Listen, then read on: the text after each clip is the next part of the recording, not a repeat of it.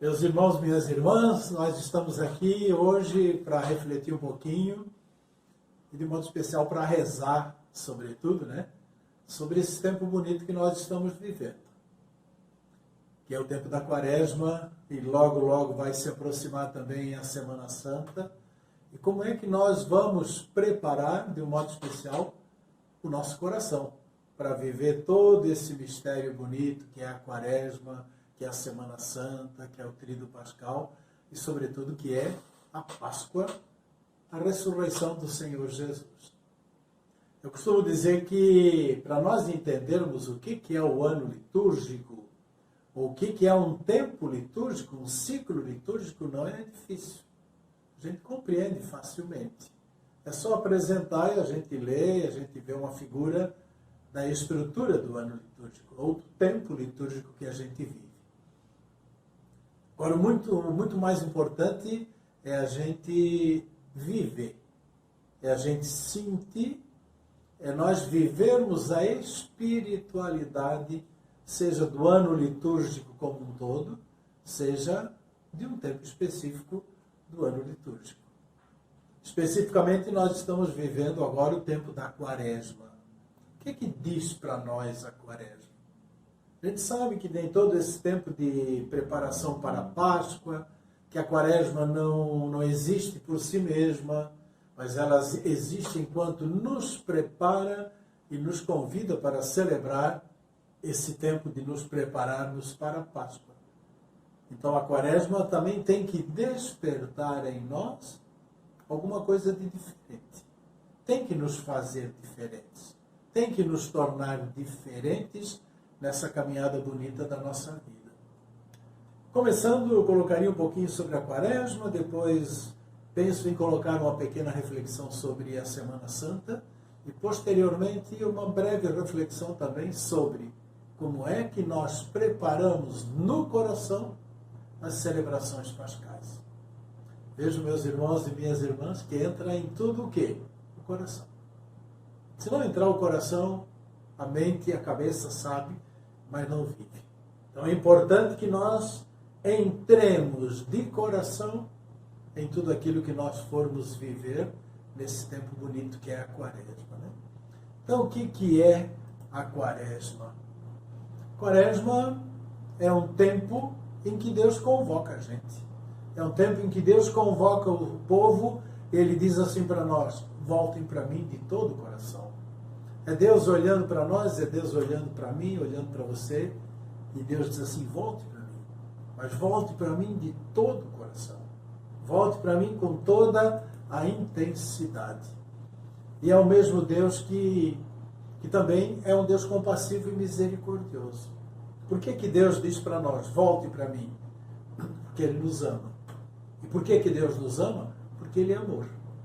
Então, Ele, quando diz volte para mim, Ele diz volte para mim, porque eu sou um Deus compassivo e misericordioso. Essencialmente, eu diria, a Quaresma vem nos dizer, a Quaresma está nos dizendo, está nos falando dessa realidade. Reconciliarmos-nos com Deus. Nós nos reconciliarmos com o Deus da vida. Então, daí a importância de nós também sentirmos e de nós também vivenciarmos, o que é a Quaresma? O que é a Quaresma? 40ª, 40 dias que antecedem a ressurreição de Jesus, que vai ser celebrada no domingo de Páscoa.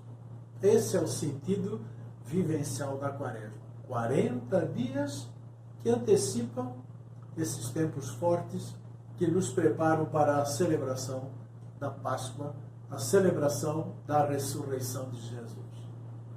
Quando é que inicia a Quaresma? A Quaresma iniciamos uma celebração um pouquinho diferente, não com toda aquela intensidade devido ao tempo da pandemia que estamos vivendo, mas eu achei que onde eu presidi, onde eu celebrei, foi significativo. O povo celebrou com intensidade. E os meus irmãos padres, que também presidiram em outras comunidades, disseram a mesma coisa. Como o povo participou com intensidade. Então a Quaresma começou na quarta-feira de cinzas e vai até a quinta-feira da Semana Santa. A quarta-feira de cinzas, a quinta-feira, nós estamos vivendo com intensidade esse tempo litúrgico da Quaresma, que também nos traz uma cor de maior interiorização, nos traz uma cor que nos indica um pouquinho de penitência, que é a cor roxa. Uma cor que não é festiva, mas é uma cor de interioridade que nos diz. A cor também está tocando o coração da gente para dizer, é um tempo de espera. É um tempo de preparação para algo maravilhoso que é a Páscoa. E aí a gente também se pergunta, por que esses 40 dias? Claro que o 40 a gente sabe que na Bíblia os números têm uma significatividade bonita, né? A numerologia da Bíblia é fantástica. Então o 40 para nós também simboliza todo o universo material. A duração da Quaresma está baseada nesse número 40. E se nós formos pegar na Bíblia, nós vamos ver, né? 40 dias do dilúvio. 40 anos de peregrinação do povo judeu no deserto. 40 dias de Moisés e Elias também na montanha. Tempo de interioridade, tempo de vivenciar algo por dentro, para que depois o exterior também pudesse falar bastante para a vida da gente. E aí quando a gente olha Jesus, né? Quando a gente olha Jesus que ficou 40 dias no deserto antes de iniciar a vida pública. Nós não precisamos dizer que Jesus especificamente, estruturalmente, ficou 40 dias isolado de todo mundo. O que são esses 40 dias de deserto para Jesus? É aquela interioridade plena, é aquela interioridade completa que Jesus viveu na intimidade com o Pai. Vejam que maravilha que é isso. Jesus, que antes de viver a sua vida pública e antes também de sofrer as tentações, ele esteve em íntima e profunda comunhão com o Pai para quê? Para pegar forças. Porque toda vez que Jesus precisava realizar ou vivenciar algo importante, a primeira coisa que ele fazia era viver a interioridade, era viver a intimidade com o Pai. E aí já serve também uma lição para nós, né? Quando nós temos alguma coisa central na nossa vida, para fazer, para viver, para testemunhar, para realizar, nós vamos de qualquer maneira? Ou primeiro nós entramos em deserto. Primeiro nós entramos em comunhão íntima e profunda com Deus, para que a nossa missão possa vir realmente de Deus e não de algo que simplesmente é nosso. Meus irmãos, minhas irmãs, esse é um desafio que fica sempre e cada vez mais para todos e para cada um de nós. Né? Viver o deserto, viver essa intimidade, viver 40 dias quer dizer viver em plenitude esse tempo de intimidade com Deus, esse tempo de intimidade com o Pai. E nós sabemos que esse tempo da Quaresma, a Igreja sabiamente nos propõe 3 dimensões bonitas. Né? Uma dimensão é a dimensão da oração. Né? Oração como experiência da gratuidade de Deus. Deus nos ama na sua gratuidade, nos ama de forma incondicional. E a oração é uma forma de nós estarmos também gratuitamente junto de Deus. Vivermos a gratuidade junto de Deus para conversar com Ele, para viver a intimidade com Ele, para louvar tanta coisa que Ele nos dá, para agradecer a vida, agradecer tantos benefícios que diariamente Ele nos concede. Também para pedir aquilo que nós temos necessidade. E para conversar com Ele entregando as nossas mãos, entregando a nossa vida. Pode ser que algum dia a gente vai conversar com Deus, vai rezar e olha para Deus e diz assim: "O Pai, hoje eu não tenho nada para te entregar, estou de mãos vazias. Mas quem sabe amanhã eu vou estar com as mãos cheias, porque o coração também vai estar cheio." É a nossa vida, é a nossa fragilidade. O que importa é a gente insistir nessa vida, nessa dimensão de oração, para que a intimidade com Deus nos torne fortes e que a gente sinta que mesmo na nossa fraqueza, mesmo na nossa fragilidade, quem nos toca, quem nos move é Deus. Então a dimensão da oração tem que estar muito presente e muito forte na nossa vida.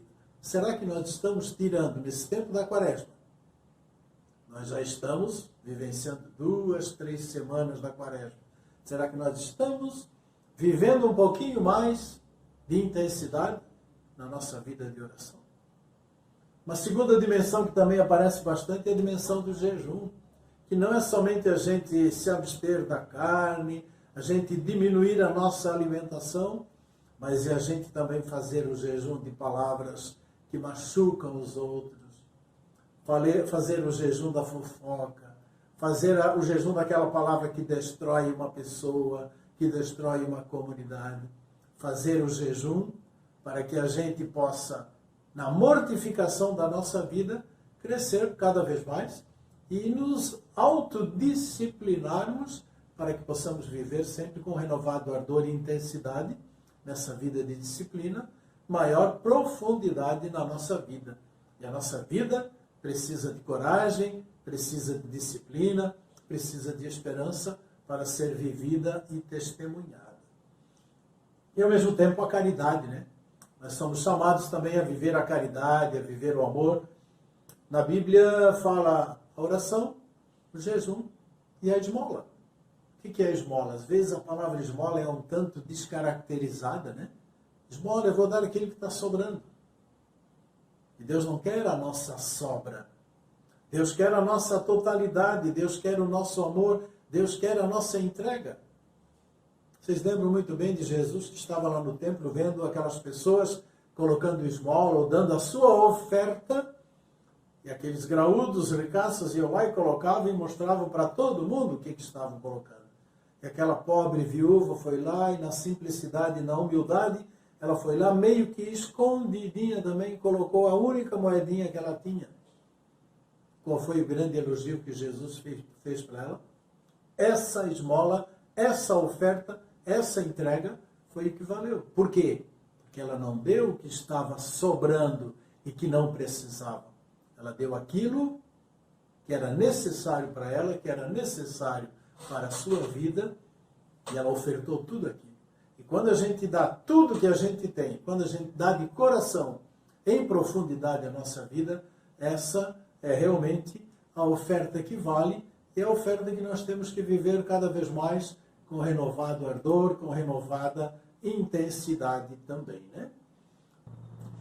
Então nós iniciamos a Semana Santa com o Domingo de Ramos, que é uma dimensão bonita da nossa vida, né? Que nós temos que vivenciar, temos que vibrar, temos que lembrar a entrada de Jesus triunfante em Jerusalém, mas aquele triunfo que é um triunfo do poder serviço. Temos aí a imagem bonita, Jesus que entra montado num burrinho, porque era a montaria do pobre. E Jesus sempre se solidarizou com os pobres, Jesus sempre se solidarizou com os simples. Né? Então, o Papa também participa, as comunidades sempre participam muito bem, participam de uma forma intensa de todo esse projeto, de todo esse processo de vida que é o Domingo de Ramos. Né? Para o Domingo de Ramos, temos os dias, daqui a pouco veremos, mas temos a celebração da Quinta-feira Santa, onde nós, na celebração, na tarde, nós fazemos tudo em memória de Jesus. Né? A quinta-feira é para nós nos lembrarmos daquilo que Jesus foi, daquilo que Jesus viveu, daquilo que Jesus fez, daquilo que Jesus também testemunhou. Né? E a grande lição que nós tiramos de toda essa celebração da Quinta-feira Santa, mais do que humildade, mais do que serviço, é o grande amor com que Jesus humilhou-se e tomou a forma de um servo, a forma de um empregado. Então, a dimensão da quinta-feira, onde nós, esse ano também por orientação da igreja, não teremos lava-pés na Quinta-feira Santa, devido a toda essa realidade da pandemia que nós estamos vivenciando. Mas não vai impedir de a gente celebrar a dinâmica do amor, a dinâmica do serviço. E logo em seguida teremos a Sexta-feira Santa, que vai nos mostrar a entrega de Jesus, vai nos mostrar a doação de Jesus, que se entrega por amor. Jesus que se entrega por mim, Jesus que se entrega por você, Jesus que se entrega por nós. Não somente para dizer que ele morreu, mas ele morreu em vista de uma causa. A morte de Jesus não foi qualquer morte. A morte de Jesus foi consequência da sua vida. A morte de Jesus foi consequência da vida profética que ele viveu e pela qual ele foi fiel até as últimas consequências. Isso é que nós deveríamos ter presente. A minha vida, a nossa vida, está sendo uma vida de entrega, está sendo uma vida parecida com a vida de Jesus, numa vivência profética que anuncia, não a si mesmo, mas anuncia o projeto do reino de Deus. A nossa vida está sendo uma vida profética que denuncia tudo aquilo que vai contra o projeto de Deus. Por exemplo, na situação que estamos vivendo, né? Quanto descaso diante de tantas mortes pela pandemia. Quanta preocupação em vender armas, quando a gente sabe que a produção de armas é para matar gente e não é para criar vida. Então, tudo isso, nós estamos diante disso, sendo profetas e também denunciando toda essa realidade que vai contra a vida pela qual Jesus entregou também a sua vida, vivenciando a cruz, não como um fim, não como um término, mas vivenciando a cruz como algo que nos diz: o sol vai brilhar. O sol vai brilhar. E esse sol que vai brilhar é a ressurreição que nós celebramos. Aonde? Nós celebramos na Vigília Pascal. E a Vigília Pascal, a mãe de todas as vigílias, que nós celebramos na noite do sábado, mas que já é parte do domingo da ressurreição, é que nos dá esse sentido que a vida vence a morte. A vida em Cristo ressuscitado é maior do que a morte. Porque a morte, para nós cristãos, não é e nunca será um fim. É a vida da luz, é a vida que nos diz que Jesus vive, é a vida que nos diz que a Páscoa é amor, Páscoa é ser capaz de dar vida, Páscoa é capaz de a gente renascer. Por quê? Porque Cristo ressuscitou e nós vamos também ressuscitar com Jesus Cristo. E é essa a dimensão de que nós vamos poder dizer, né? Feliz Páscoa. Significa dizer o quê? Ó Cristo ressuscitado, da morte vencedor. Por tua vida e por teu amor, tu mostraste a nós a face do Senhor. É isso que Jesus mostrou para nós, é essa vida que Jesus nos mostrou, é essa vida que nós queremos viver e que nós vamos viver sempre mais no testemunho do Cristo ressuscitado. Então, essa dimensão nós vamos vivenciar na realidade da Semana Santa. Por outro lado, nós temos que ter presente que aquilo que nós queremos viver em toda essa realidade que vivemos um pouco na Quaresma, mas em toda a realidade que nós vamos viver na Semana Santa, vai culminar nas festas pascais. Então, o fundamental, aquilo que eu dizia antes, um pouquinho, né? A gente pode saber a estrutura. A gente pode saber como é o processo de um tempo litúrgico, como é esse tempo da Quaresma. Mas o que importa é viver aqui dentro. O que importa é viver a liturgia preparando no coração a celebração. Se nós, quando vamos, por exemplo, a uma missa, a uma celebração eucarística de um sábado ou de um domingo junto com a comunidade, se nós vamos para cumprir a obrigação do domingo, é uma coisa. Se nós vamos com o coração preparado para celebrar, para viver e para testemunhar tudo aquilo que nós celebramos, aí é outra coisa. É ou não é? Quando o coração está naquilo que nós fazemos, é diferente. Eu me lembro de uma história, conto uma história de uma mulher já de certa idade que foi subir uma alta montanha. E ela foi subindo e quando chegou no meio do caminho, parou numa estalagem, numa hospedaria, pernoitou e disse para as pessoas que estavam lá que ela iria subir a montanha. E as pessoas disseram para ela: a senhora nunca vai conseguir chegar até lá. Ela disse: eu vou conseguir, porque agora o meu coração já está lá, só falta levar o meu corpo. E assim deveria ser para nós, meus irmãos e minhas irmãs. Quando nós temos o coração na celebração da vida, morte e ressurreição de Jesus, que nós vivenciamos a cada Eucaristia, a cada missa que nós participamos. Se o nosso coração está lá, o nosso corpo vai com alegria. O nosso corpo vai com satisfação. A nossa vida, a nossa pessoa, não vai para cumprir um preceito, mas vai para celebrar de verdade a nossa intimidade com o Pai, a nossa proximidade com Jesus e a solidariedade que nós temos que viver com as pessoas. Por isso, gostaria também de partilhar algumas reflexões nesse momento sobre a preparação do coração para a gente viver as celebrações pascais. E aí nós temos os dias que antecedem, os dias da Semana Santa que antecedem, que vem antes do Tríduo. Aqui eu vou partilhar algumas pequenas reflexões que eu acho assim, se nós colocarmos de verdade no coração, vai ser diferente, vai ser outra coisa a nossa celebração da Semana Santa e principalmente do Tríduo Pascal, né? Então, os dias da Semana Santa até a quinta-feira ainda são dias da Quaresma. Tá bom? Quinta-feira Santa, da Semana Santa, não terminou a Quaresma. Ainda continua a Quaresma.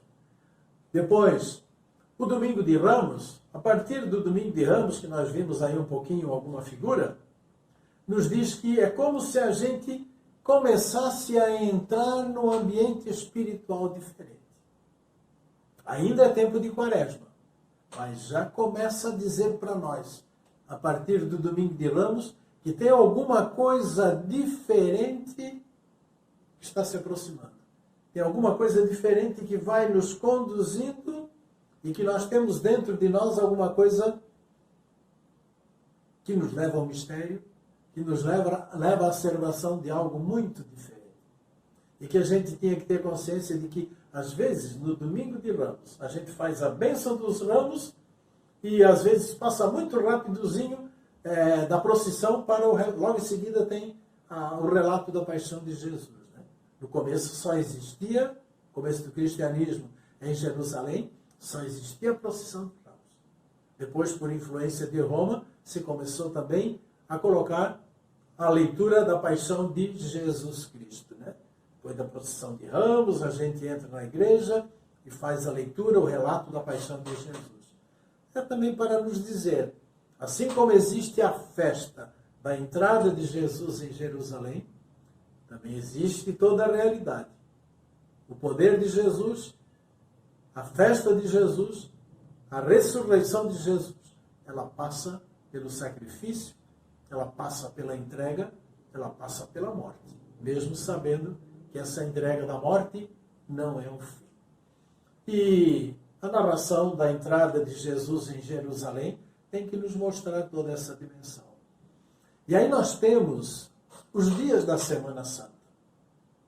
É uma pena que nem todos vocês que estão me ouvindo, nem todos de vocês têm a possibilidade de celebrar, de participar durante esses dias da Semana Santa e de participar diariamente da missa. Nós, padres, temos inclusive uma responsabilidade maior, um compromisso maior. Por quê? Porque é um privilégio nós termos a celebração diária, mas esse privilégio se torna muito mais um compromisso. Vai dizer para nós, você que celebra diariamente, você tem que testemunhar, você tem que viver cada vez com renovado ardor e intensidade essa realidade bonita da vida e do seguimento de Jesus. Nesse tempo dos dias da semana, tem duas pessoas que marcam a vida da gente. Maria de Betânia, que lava os pés de Jesus, que está com Jesus, e Judas, que acaba traindo Jesus. Na segunda-feira, tem a ceia de Betânia, Maria, repleta de ternura, que lava os pés de Jesus, e Judas, que tem um interesse, que calcula quanto aquela mulher gastou naquele perfume para lavar os pés de Jesus. Vejam a diferença da mentalidade. De um lado, a mente calculista, diríamos hoje, a mente neocapitalista do mundo de hoje, e do outro lado, o coração que fala, porque é um coração que ama. Né?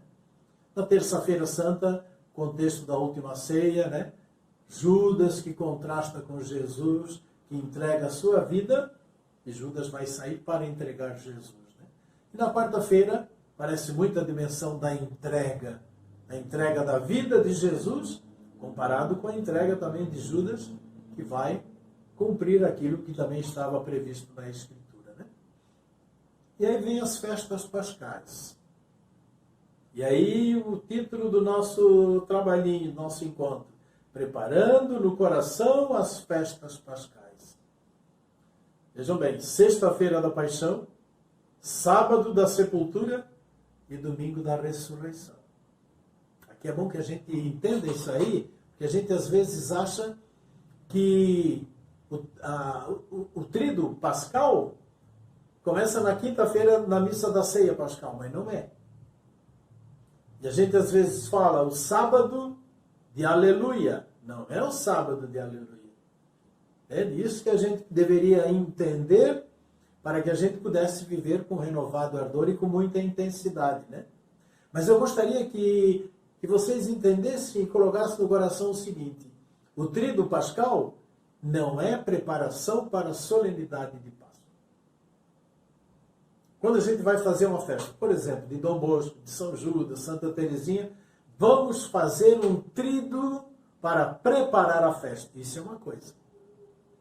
Agora, o tríduo pascal não são 3 dias de preparação para alguma coisa. Coloquem isso já no coração. O tríduo pascal é a vivência, é como se fosse a vivência de uma única realidade, de um único dia em 3. E aí é que está a maravilha do tríduo pascal. Se nós entendêssemos isso aí, nós não deixaríamos de participar de nenhuma das celebrações do tríduo pascal. Porque uma realidade, uma dimensão puxa a outra. E quanto mais nós vivenciarmos essa realidade com intensidade, nós vamos penetrar naquilo que de verdade é o mistério pascal, celebrado naquilo que falamos de tríduo, sendo um único dia, sendo uma única realidade. É uma celebração pascal em 3 dias. Ou seja, a sexta-feira da paixão, o sábado da sepultura, ou o sábado do repouso de Jesus, e o domingo da ressurreição. Estão entendendo, meus irmãos? Sexta-feira da paixão, primeiro dia do tríduo, o sábado da sepultura, ou do repouso de Jesus, e o domingo da ressurreição. Esse é o tríduo pascal. E se nós vivenciarmos isso, Jesus que morre, Jesus que fica no repouso, sepultado, não permanece na morte. Porque a morte não é um fim. Ele é ressuscitado. E a ressurreição vem nos dizer, mais uma vez digo também, que a vida supera. A vida sempre vence a morte para quem está em Deus.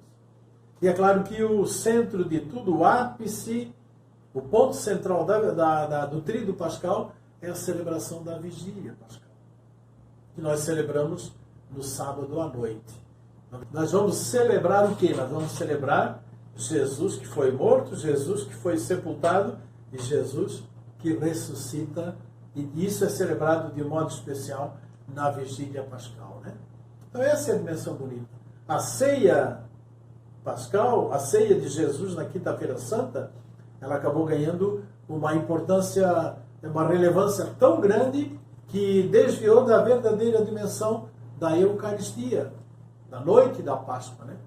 A própria paixão de Jesus, né? Ela passou a ser celebrada e deveria ser celebrada como uma paixão gloriosa. Na sexta-feira santa, nós não deveríamos ser pessoas, eu penso assim, nós não deveríamos ser pessoas chorosas, mas nós deveríamos ser pessoas agradecidas. Por quê? Porque Jesus foi fiel ao Pai, Jesus foi obediente até as últimas consequências, até a morte e a morte de cruz. Então essa é a dimensão.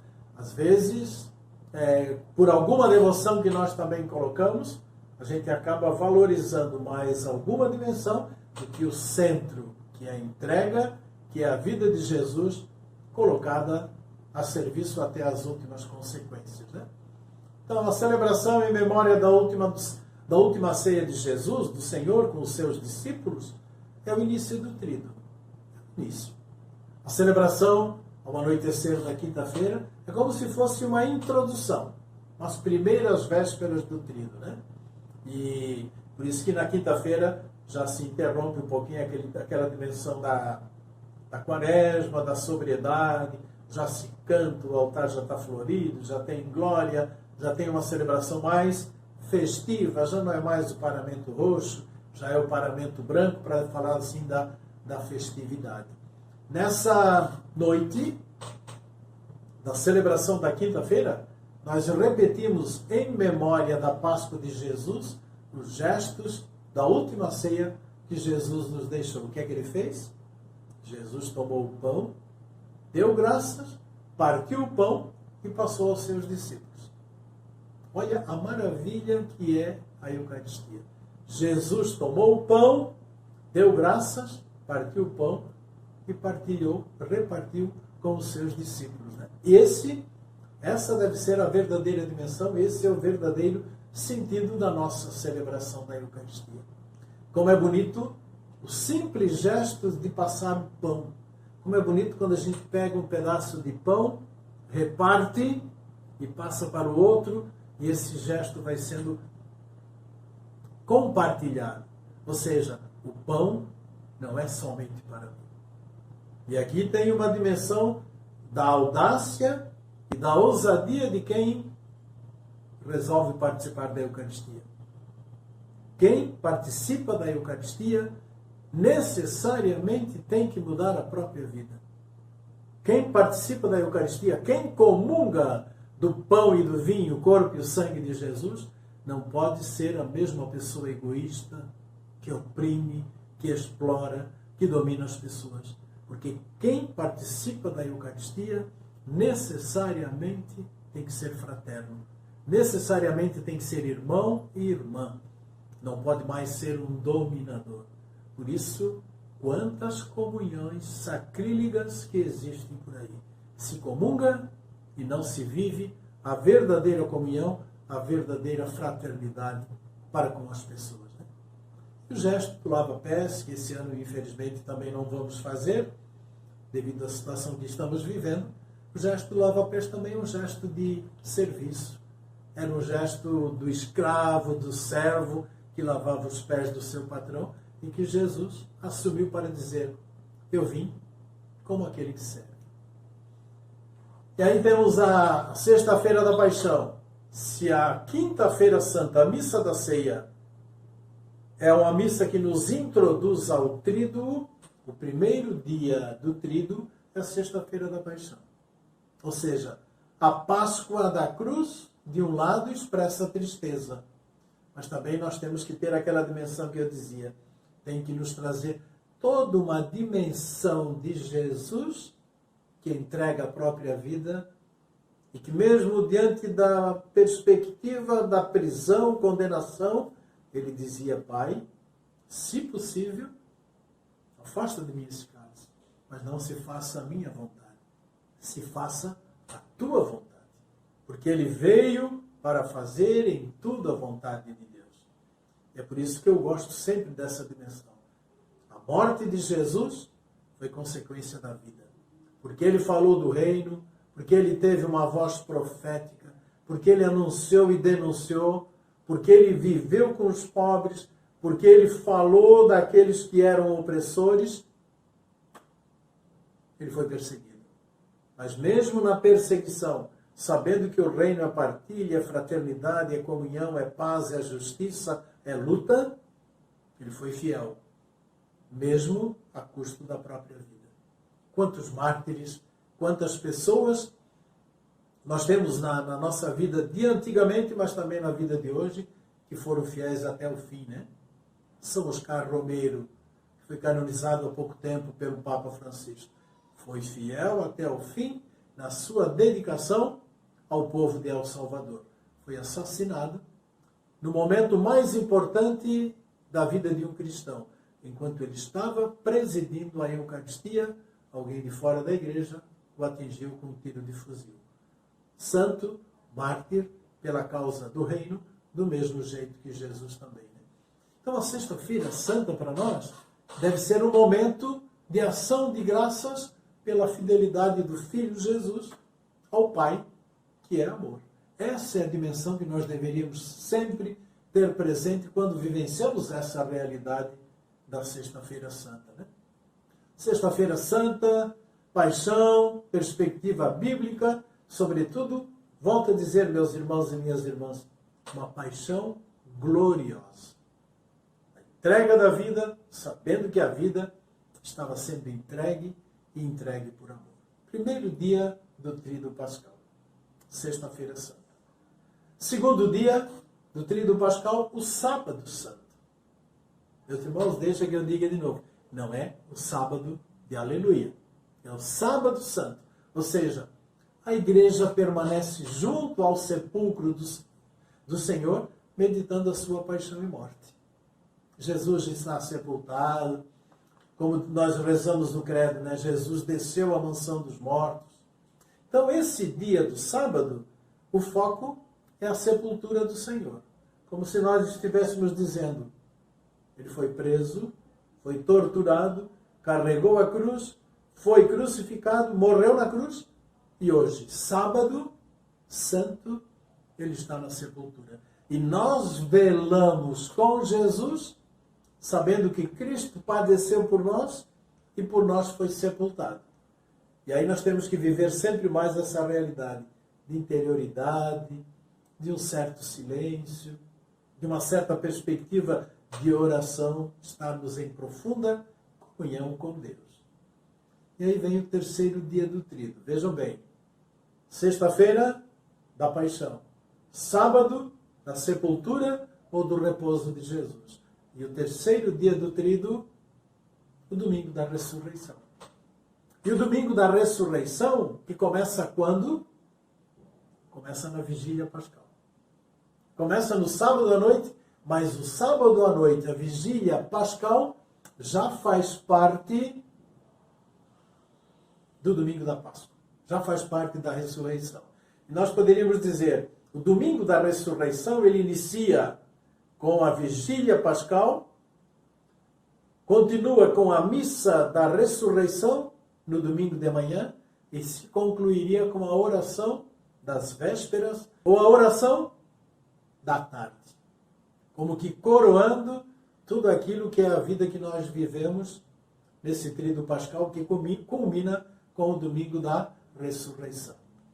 E a primeira celebração deste domingo da ressurreição é a vigília pascal. Santo Agostinho dizia que a vigília pascal é a mãe de todas as vigílias. É a mais importante vigília que nós fazemos. E você que tem, por tradição, você tem por vida, por compromisso, sempre participar da vigília pascal, você poderia também dizer assim, né, que é o fundamental.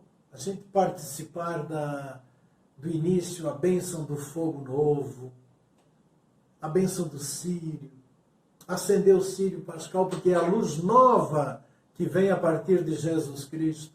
Depois toda aquela celebração da palavra, que eu gosto de dizer que as leituras da palavra de Deus da vigília pascal é toda a história do ato de amor de Deus para com a humanidade, desde a criação até a entrega da vida e a vida nova pelo batismo. É uma maravilha ouvir essas leituras que nos mostram o ato de amor, o enamorar-se de Deus para conosco e a resposta de aliança que nós também deveríamos viver e dar para o nosso Deus. E depois toda a liturgia batismal. Antigamente, os primeiros cristãos, eles eram batizados na vigília pascal. Toda a celebração da vigília pascal, o ideal seria que a gente, ao abençoar, ao bendizer pela água batismal, também fizéssemos o batismo nessa celebração da vigília pascal. É o dia mais propício, ou melhor, é a noite mais propícia para nós vivenciarmos toda essa realidade da nossa Páscoa. Aquele que desce, mergulha, batizar quer dizer mergulhar, mas que ressurge para uma vida nova em Cristo. E depois toda a Eucaristia, que a gente celebra com a solenidade e a comunhão do pão e do vinho, o corpo e o sangue de Jesus, o ressuscitado, que não permanece na morte, mas que vive e está entre nós. E na vigília pascal, nasce para nós daí o dia da ressurreição, né?